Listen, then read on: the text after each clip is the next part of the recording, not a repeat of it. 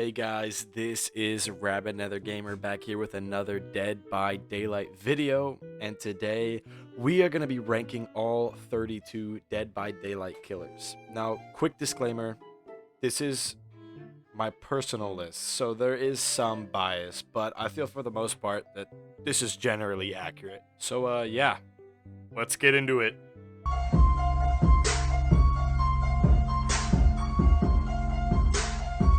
Starting off the list at number 32 is The Shade.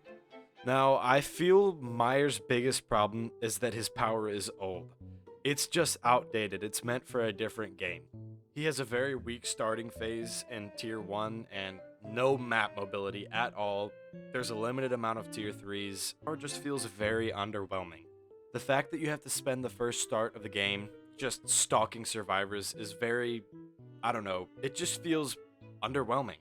Like, that's the only word I can give his power. It's nice. There's some nice upsides, like unique and useful add-ons. His add-ons are actually some of the most unique, and like they change his playstyle very much depending on whether you have Tombstone, Tombstone Piece, or like Vanity Mirror or Scratch Mirror. I think that's very good, but for the most part, besides a very strong chase in Tier 3, it just he struggles to keep pressure on more than one survivor at once. And at the end of the day, good survivors are gonna just loop you, because even though he has a fast vault speed, which can be nice, and a long lunge, it's just not a lot compared to other killers. Which is why I'm putting him in the last spot on this list.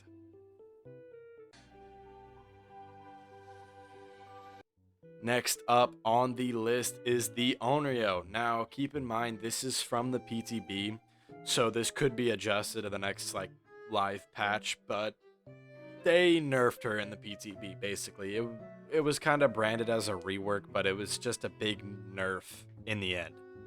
They gave her some of the easiest counterplay, just completely don't have to think about it at all, just grab a tape and you're fine. She has unnecessary long cooldowns. It's just that with the weak stealth, like there's no point now that there's a visual terror radius, there's no chase power, it's just the only thing she has is map control, and survivors will turn off TVs now because there's no downside to doing it. But the condensed strat is still really her strongest thing to do, even though they nerfed it, so that's all she really has going for her. But her map control does just make her slightly better than the shape. Now, what more can I even say about the pig? It's kind of a joke in the community that we should nerf pig after every patch, because that's kind of what they did to her. It just nerf after nerf after nerf, and it kind of destroyed her, but she's not in the worst spot. Basically, her biggest problems are she has low mobility and low map control. Ambush is useless most of the time. It's like good at like one or two short loops, but like other than that, there's no reason to ambush rather than just get out of stealth in M1. It's almost never worth it. It's slower most of the time. Doesn't even catch people off guard because you make a loud growl before you actually enter the dash. But upsides, she has very good slowdown, and her stealth is not always useless, but ambushing out of stealth is always useless pretty much. But yeah, traps, great slowdown. Honestly, one of the best slowdowns. It's just like no one's ever really going to prioritize gens over a active trap, because having a head pop can be like one of the best things. It just completely turns a game around. And like I said, her stealth can be somewhat useful, although it makes you really slow. You know people are working on gen, you can sneak up on them sort of. But yeah, not the worst killer, not the best by any means, not even really that good, but yeah, not the worst. I'm so happy because I'm a gummy bear, gummy bear.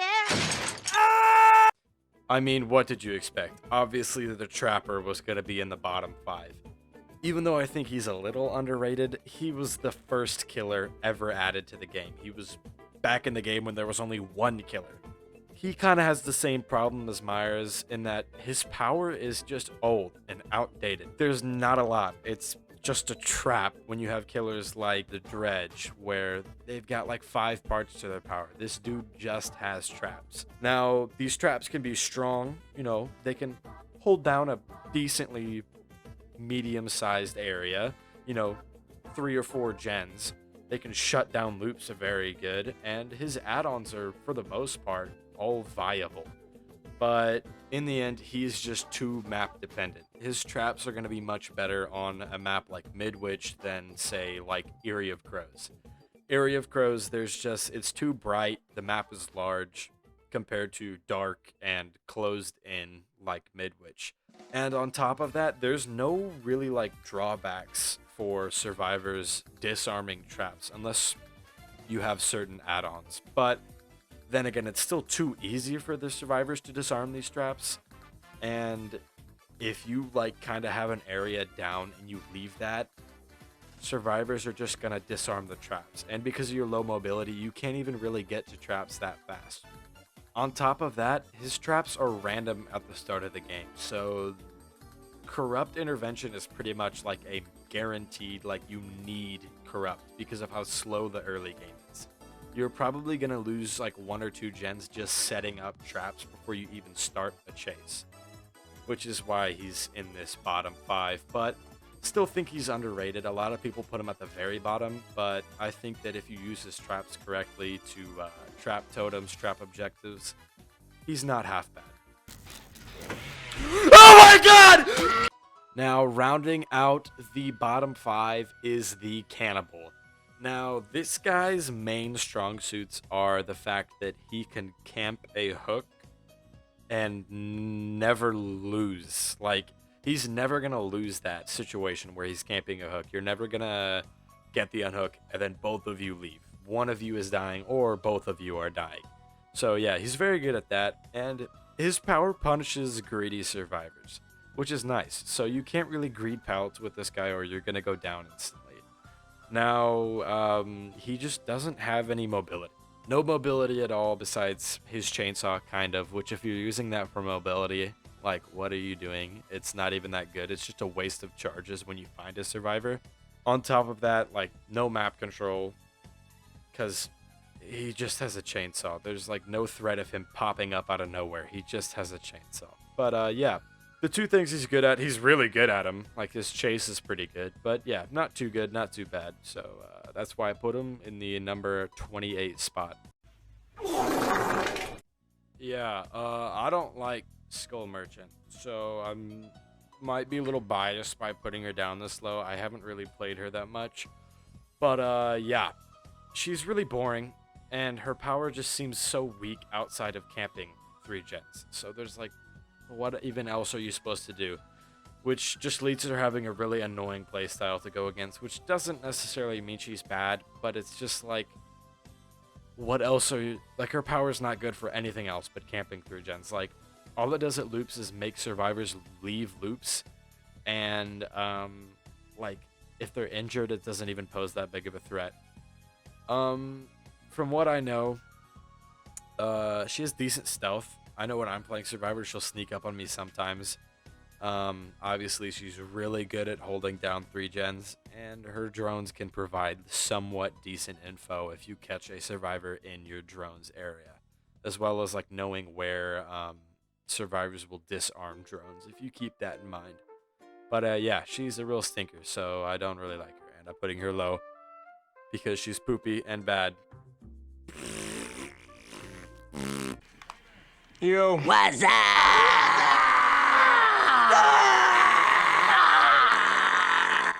Now, despite, in my opinion, the Ghostface being one of the coolest looking and acting killers in this game, I can't deny the fact that his power is lacking. No mobility and no chase power. And I'll get it out of the way. His lean mechanics and his reveal mechanics are janky, to say the least. They feel like they don't work as they are intended to, but for the most part, it's alright. But what he does have going for him is probably the best stealth power in the game, and some really solid add-ons. Most of them are viable, but obviously like the best ones are Philly and like Olsen's Wallet, because they allow you to have your power a lot longer and more often, and they also make it way easier to expose survivors, which is a solid part of his power. But once you actually do expose a survivor, it can be sort of tough to down them if they get the jump on you, but for the most part, you're able to get the jump on survivors with your stealth, so his expose can be kind of nice. But yeah, big maps he's going to struggle on, and outdoor big open maps where you can see there's a lot of line of sight, he's going to struggle because he can't really sneak up on people. But, you know, Larry's Memorial Institute and like Midwich RPD are all solid maps for him. Yeah, overall, solid. You know, some bad parts, some good parts.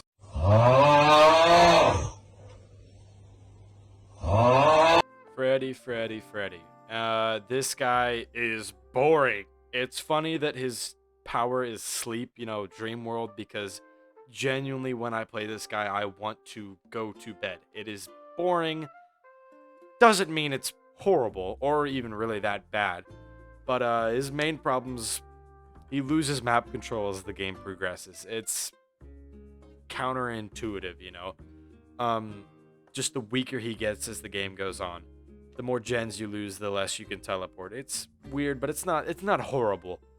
But other than that, the dream world is kind of underwhelming. Besides like it being kind of hard to pinpoint where he is in the dream world, it's super easy to get out of, and there's like no incentive to get out because of how easy it is to get back in. Like, there's not a lot of downsides to it, but dream snares and dream pallets, they can be solid, you know. Dream snares tend to be more consistent than dream pallets because good survivors will just remember which pallets they dropped, and they can see you place dream pallets down if they're like close. But yeah, great map control while generators are up, but he kind of loses that as the game goes on. The Wraith, honestly, solid killer, not bad at all. His power can be sort of map dependent, you know. If you get a big open map, survivors are gonna see you before you fully uncloak, and they're gonna get the jump, and they're gonna start running away. Unlike maps like Larry's, RPD, Midwich, where there's a lot of walls, and you can really get the jump on survivors, especially with certain add-ons. Bone Clapper, very strong. You know, you got Shadow Dance, destroys pallets. Silent Bell, both of his like all-seeing add-ons are very good. The aura reading on them is very good. Decent chase power, you know, the speed boost, you can definitely use that to your advantage in a lot of situations. Body blocking, you know, because you're slightly faster when you're cloaked. But, you know, it's simple. It's old. Doesn't suffer as much as Trapper in the Shape because of its simplicity, but it's honestly helped, you know. It's not a bad power. It's not an overcomplicated power. It's just a simple, solid power.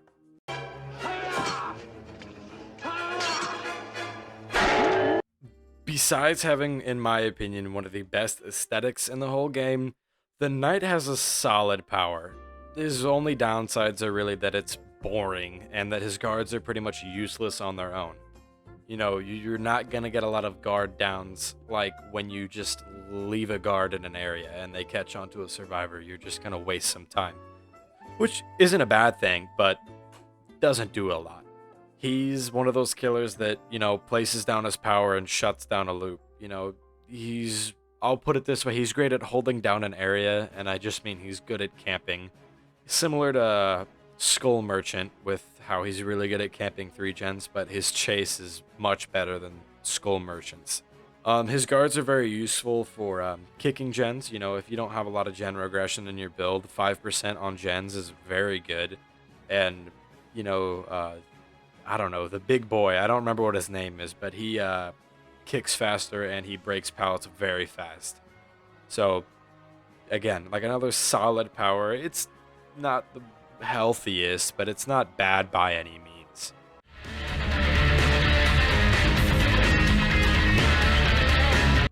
The Legion.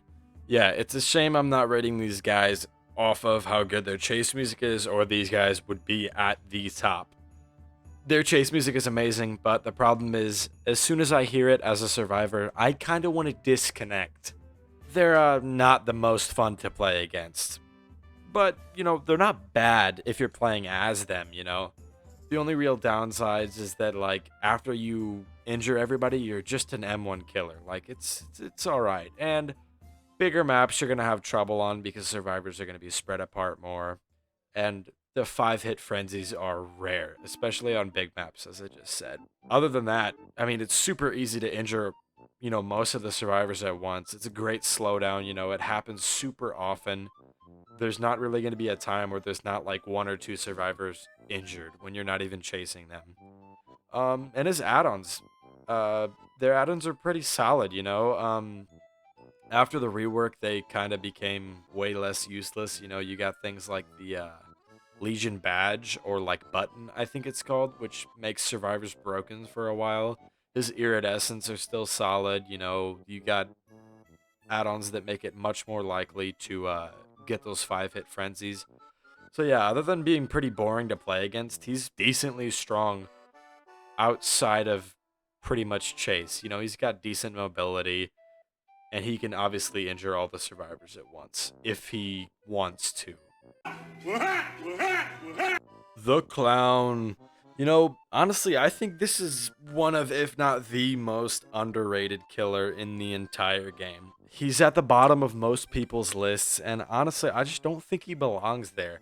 There was that huge clown guide that came out, and that really shed light on how good this guy actually is, There's a lot of things people don't do with his speed bottles, and there's a lot of ways that people play him incorrectly. He's just underrated, but he's not perfect. He has low mobility. Even with the speed potions, he's not, that's like 2.5% haste. It's not really getting him anywhere that much faster. Although, it is really good at loops. That 2.5% at loops, it's a small distance, but that 2.5% speed will get you a hit that you might have missed without it. Besides being boring to play against the survivor, his bottles are very good. They're very fun to use. They feel rewarding, You hit a survivor directly, they get slowed down more. You don't even really have to hit them directly. You just hit them with your cloud, and, they're slow, it's a pretty high number, It's not some, number that you're able to just throw away and ignore. You have to play around that. And that can cause people to drop pallets way earlier than they would have. They won't be as greedy. Yeah, not the most fun to play against, but very solid, and I definitely think he is underrated. I got some jelly beans. You like jelly beans? Now, Slinger is, he's not bad. He has a gun in a game where no one else has a gun, which that's a step up. His power is unique in the regard that it's a ranged power, but there is like a limit on how far his gun can shoot. Also, if you hit someone, it's not a guaranteed hit. If they're injured and they're really far away, they have pretty high chance of wiggling out of your chain. It's not like a guaranteed hit every time, which is kind of a downside. Besides that, he has very low mobility, and to be frank, some of his add-ons are just not good at all. Like, useless, completely useless. He has some good add-ons. His iridescents are jokes, though. They're not even, they should be poop. Poop brown, not even close to iridescent. They're all bad. But his chase is extremely strong. There's not a lot you can do against a slinger that can aim. Your best friend is main building, high walls, high loops with high walls. But that's kind of RNG based with what map you get. His range is limited, but it's strong, and it's deadly. It punishes being out in the open, which is nice. The twins. By far the least played killer in this game, and honestly, I don't know why. They're not bad. They're kind of boring to play, I'd say their biggest problem is definitely how buggy they are. Like, there's so many game-breaking bugs that just make it impossible to play the game. Your camera getting stuck, Victor getting held hostage. That's not a bug, but that's one of their downsides, Victor can just be abducted, and he can be held from you for like 30 seconds almost. You're just an M1 killer at that point. Their add-ons, not good. Most of them are useless. Their iridescents are, solid, especially the stealth one. But their upsides, yeah. Victor is what I like to call the slug master. This dude can snowball so insane. Like, if you have survivors that are like really bad at kicking him, they're gonna, like, if you have a bunch of injured survivors in the same place, he's gonna kill all of them. It's very good. They're really good at map control, you know, like having 2 people in different spots on the map is very good at keeping like a chokehold on survivors, pretty much no matter where they are. Yeah, biggest thing, they're buggy. That's their biggest downside, is they're buggy, and there's a bunch of unnecessary cooldowns, like when you switch between, as well as restrictions. But yeah, solid killer. I don't know why they're not played more. The Trickster. He's not bad, actually. He's very annoying to play against. His really only downsides are the fact that he has no mobility, and high loops are gonna be the survivor's best friend because you can't throw knives over high loops. Great at camping hooks. Right next to Bubba for camping hooks, you know. He's just very good at it. There's not a lot you can do if he hits you with knives when you're in the middle of unhooking. Main event is not that useful, but there's no like downsides to it. If you don't use it, you don't use it. Like, that's it. And it can be useful sometimes. Chase is very strong if you can see the survivor. There's nothing a survivor can do. There's no like counterplay. You just throw knives, and if you're bad, you miss, and if you're good, you don't. It's very cut and dry. He's kind of a boring killer. He's not the healthiest, but not bad at all. Not bad. What's wrong with you, bro? What the heck? You tripping, bro? You tripping? Next up on the list, we have the Oni. He's got a very star slowed up. Oh my god, can I speak English? Yeah, the Oni. Very slow startup, and good squads will deny you your power. They won't let you get that initial M1 that lets you go into Blood Fury. Other than that, if you can secure that power, I mean, he's one of the most lethal killers in this game. You know, the snowball potential is insane. He's gonna kill all of you if you're all grouped up. If you're spread out, he can get to you with his great mobility. He can ignore bumping into things, so it makes it much easier to loop with that power and still use his speed. Very high skill ceiling. There's like 180s you can do, and certain techs that are, you know, once you get up to that level are very useful. Not a lot of downsides, literally just that the beginning of the game can be rough if survivors really sweat and play everything really safe. But yeah.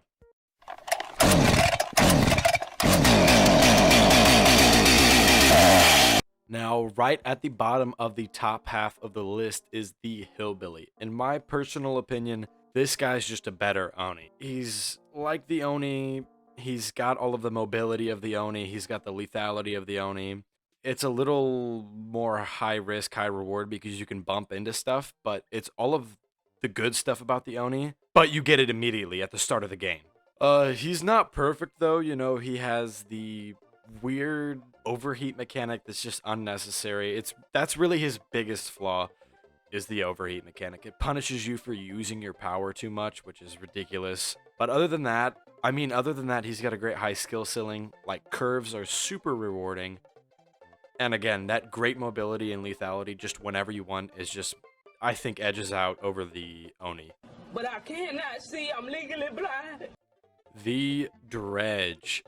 Now, the only bad thing about this guy that's like really a bad thing is the fact that he depends on lockers to use his like main power. So there's a little bit of map dependency there, like Toba Landing when it first came out, and even now, there is not a lot of lockers on that map compared to a map like, again, Midwich, that is filled with lockers, and, you know, it's kind of small, so you can pretty much teleport anywhere. But that's really the only bad thing. He doesn't have a lot of great parts to his power. He has a very strong, like, map control when he's in his Nightfall. But other than that, it's just, like, solid parts. He's got a solid chase. He can teleport back to his Remnant. There's mind games to be done with that. Outside of Nightfall, he's got solid map control. The teleports are a little slow, but the fact that you can use 3 of them is nice. And in the stealth in his Nightfall, he's a little loud in it, but like other than that, you can sneak up on survivors pretty well. Yeah, just a big amalgamation of solid powers. Now, this is the most recent killer added to the roster on Dead by Daylight, so some things might change in the near future, but it seems like they are done messing with him for now. He's a solid killer. I have him right at the top of A tier for me. Honestly, there's not a lot more you could ask for. He has, you know, a decent counterplay. It's a little easy to do it, but it's nice that it's there. It's not another Skull Merchant where there's like no point.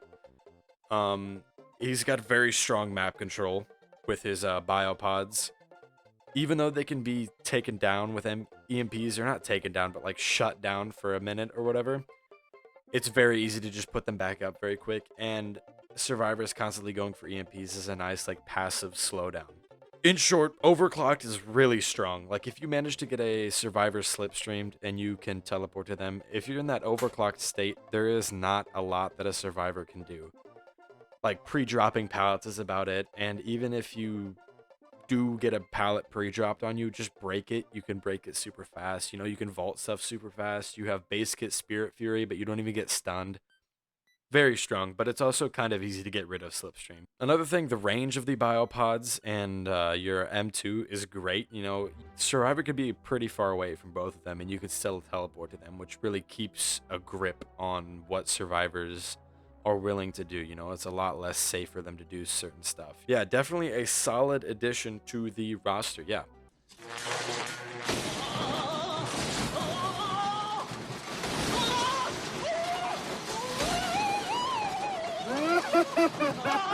They say an apple a day keeps the doctor away, and I wish that was true, because I don't know a single person that likes looping this dude. He just keeps you from dropping pallets, vaulting. He just keeps you from doing the things that you need to do to have a good chase. That might be boring, but he's definitely good. He's great at finding survivors. His add-ons are, especially his iridescence, can be very good. Obviously he has a strong chase. He forces pre-drops. It's just he forces a hit if the doctor plays it well. His really only bad thing is he has like no mobility, but he basically with his static shot can just find where survivors are, so there's not a lot of time wasted going to places where you don't need to go. I mean, it's real cut and dry, it's real simple. He just makes it way harder to loop and impossible sometimes. I mean, a good doctor will literally make it impossible for you to drop a pallet or vault. He's always going to secure that kit, which is why he's this high. The Demo Dog, personally my favorite killer in this game, so there might be a little bit of bias, but I personally think he's like the most balanced and fair killer in this game. I think he's definitely the most healthy for the game. His only really downsides are that he can't destroy his own portals, so sometimes you'll have portals in bad spots where there's no use to them, like you're never going to teleport there. Most of his add-ons are underwhelming, I'll get that out of the way. That's about where the bad stuff ends. His other add-ons are very good, like his Lipros Lycan, his Iridescent is very strong. I think it's his strongest add-on. It basically just gives you wall hacks most of the time. Not in chase, but like you can see all the survivors at once whenever you teleport. And you're going to be teleporting a lot if you're using his portals correctly. Great map control with his portals, obviously, but there's good counterplay there. It's healthy counterplay. You know, survivors can get rid of it if it's really bothering them, but it's also not annoying to get your portals back. Shred, super strong at places like Shack. It basically makes Shack like 50% less useful to survivors, which is very nice from a killer's perspective. But yeah, overall, I think he's very balanced, very healthy, and very good. He's very fun to play as and against. So, I mean, just all around, he's a great killer. The Big Bad from Resident Evil 3 scaled down so that he can fit through doorways. Now, his power might not be true to the game that he's from, but it's still very solid. It's a very good power. The only really downside is there's not a lot of mobility going on, and there's a slow and weak tier 1. But once you get into that tier 2 and tier 3, he is very strong. And there's like zombies, which is like, I think most people don't even care about that. They could be useful sometimes if they're like in the right place at the right time, which is very rare, I find. They're honestly better for info, if anything, because their arms will go up if they see a survivor. But yeah, other than that, zombies are kind of useless. His endgame And mid-game, if you play it right, can be very strong because the vaccines will be gone. So there's no way to get rid of that virus. And on top of that, that initial like tier 1, tier 2 area where you have survivors using vaccines, I mean, that's a whole nother objective they've got to leave. It doesn't take as long as like Wesker's spray, but it's still a nice like out of the way, like you don't really have to think about this slowdown that's going on. Tentacle Strike, very strong, especially in tier 2 and 3. You know, you can break pallets. You can get some pretty ridiculous hits because of the way that it works. Otz actually recently made a video about how his tentacle works. Some iffy hitbox stuff. But, I mean, that's not really new to Dead by Daylight. All of their hitboxes are horrible. But yeah, having that extra, like 6 meters of range with your tentacle is just so nice and very strong. So yeah, that's why he's this high.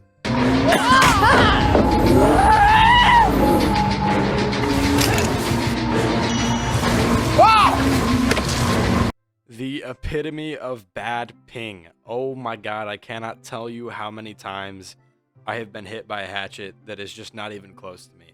That's a whole separate issue, I won't get into that, but Huntress is a good killer. You know, early killer, simple powers, but I mean, that doesn't hurt her.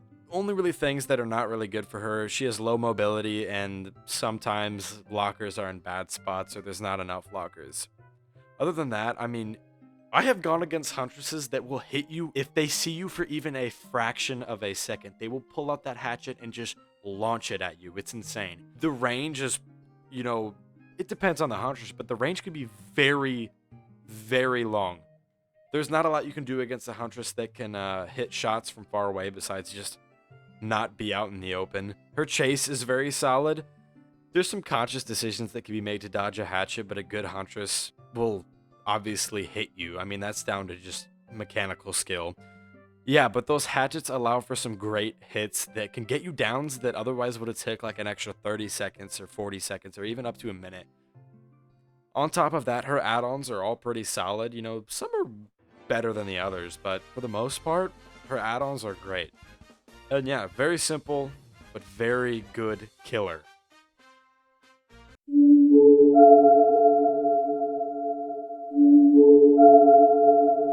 The manifestation of James Sunderland's guilt. This is how you do a killer. Oh my god, he's so good. He looks cool. Everything about him is good.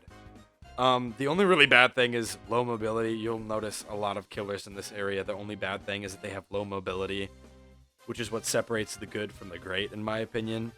But, a good executioner will have some of the most insane chases ever. Like, just the mind games that can be done with his power, faking a direction, and just being able to hit people through walls, but not in a cheap way like Nurse, is just so satisfying and so strong. That, coupled with his weird passive torment thing, although it doesn't happen that often, like, there's never going to be, like, a time where all 4 survivors are tormented. But that can deny Decisive Strike and Flashlight saves. It's somewhat rare, though, but yeah, I mean, there's not a lot to say. His power's pretty simple for how late in the game he came. But, oh my god, he is strong, and he is, I think, what all killers should strive to be. It doesn't feel cheap, like some of the other killers on this list. I came. The Cenobite. Let's just say this. Let's just say survivors do not like this guy. And personally, I don't like him either. I don't like playing against him. He's not that much fun. But that does not mean that he is not strong. Oh my, in fact, that actually enforces that he is strong. He has like the best secondary objective in this whole game. The box actually has incentive for survivors to do it, because obviously if you leave it alone, you're gonna have chains coming at you left and right every fucking second if you don't get that box. And if you do get the box, and it's not really like he's not in a chase or he's not carrying a survivor, he's just gonna teleport to you. There's a lot of risk for a survivor to either keep it there or go for it, which is why it's great for Pinhead. A little bit map dependent, not really, like very low map dependence. Just like some indoor maps, his chains are going to be less strong because they're going to break on walls. Obviously, low mobility. He can really only teleport to a survivor that is doing the box. Not really a big problem. Like I said, extremely strong slowdown, solid chase power. You know, you're able to, if you can hit it, summon chains on any survivor you want. I mean, I get why people DC. He can be very annoying to go against, which is why he's so high up here. The Artist. Now, we are getting into this section of killers that don't have a lot of downsides going for them. Basically, the only thing with the Artist is that she can have a sort of boring W key, which isn't really a bad thing. It just, like, can make chases longer than they really need to be. Biggest part that's really good for her map control, she can send birds anywhere on any part of the map, go through walls, and they double as, like, a good way to shut down loops. Like, it's either take a hit from a bird or take an M1 or W key, and if you W key, like, you're just delaying the inevitable. You're gonna get hit eventually. Her add-ons, they're alright. They're not bad, but her iridescents are pretty good too. The stealth and the expose, they're both pretty good. Again, there's not a lot going to her power, but it's definitely not too simple. It's just very good. Go.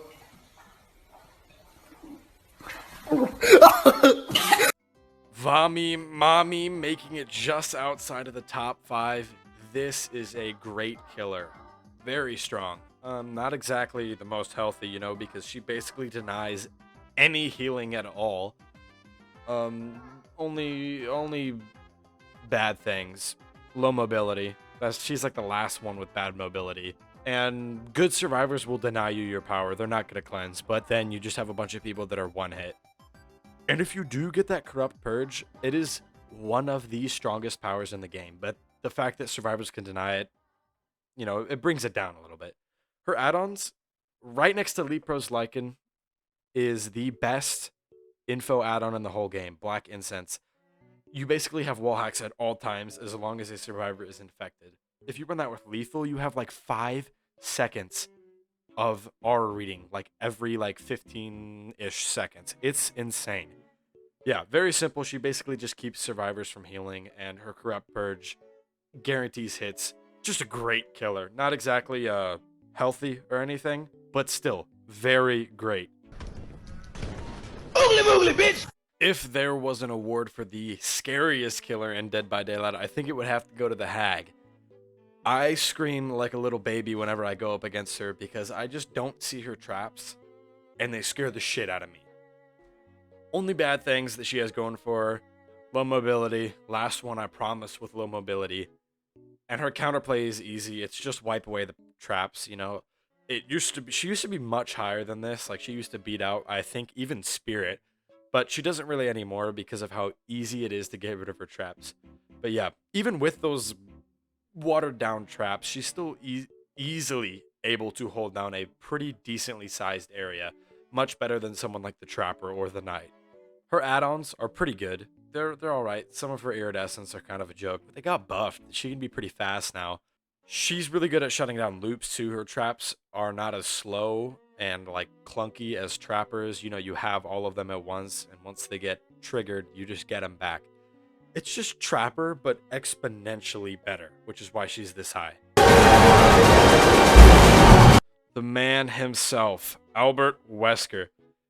This guy is great. He's got no downsides besides like mechanical skill. Like, he has a very high skill ceiling in my opinion, like right behind Blight. Because of I think, who was it, Hens that went over it. His hitbox is a little weird, so he's able to do crazy things with it, like hug techs and like bouncing off lockers. It's so good. Coupled with the fact he has great mobility and the passive infection / like one hit, like once you get to full infection, it's just like, it's great. It's just, there's slowdown, there's a strong chase, there's strong mobility. It's everything that makes a killer really strong, which is why I think he's this high. He's also fucking cool as hell, so there's a little bit of bias there, but this guy's just like, there's a reason he's in the top 5, and it's because he's Albert motherfucking Wesker, and he has a big cock. Alright, top 3. I bet most people that have had any amount of experience in this game know what these killers are gonna be. Right at the bottom of the top 3 is the Spirit. The only bad thing about her, I think, is that she's like a gambling machine. It's a 50-50 like so many times. Are they going to drop the pallet? Are they not going to drop the pallet? Are they going to vault it? Are they not? It's just like a lot of guessing. But most of the time you come out on top because, you know, a good Spirit will just wait. But that can just kind of be annoying and waste time. Solid mobility, very strong chase, and there's like little to no counterplay. The directional audio is a joke. Like, you can't really do a lot with that. Like, oh yeah, you know she's near, but like that doesn't say anything. You know most killers are near, but you just can't see her. Which is why she's so good. I mean, it's no surprise she's this high.